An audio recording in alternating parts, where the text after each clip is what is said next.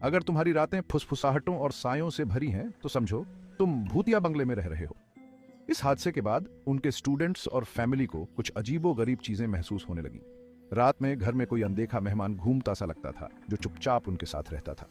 आवाजें जो किसी दूसरी दुनिया से आती मालूम पड़ती थीं और परछाइयां जिनका कोई असली मालिक नहीं था। सब सोचने लगे, क्या यह हवेली वाकई में हॉन्टेड है? क्या यही वो जगह है जहां रूहें अपने राज छुपाती हैं? हर कदम पे उन्हें लगता था कोई उन्हें देख रहा है। हर आहट में एक भेद छिपा था जो अभी तक सुलझना बाकी था। क्या तुम तैयार हो इस राज से पर्दा उठाने के लिए? हवेली के सच को जानने के लिए देखते रहो। पार्ट 4 जल्दी आ रहा है। सब्सक्राइब करो और बेल आइकन दबाओ ताकि कोई भी अपडेट मिस ना हो।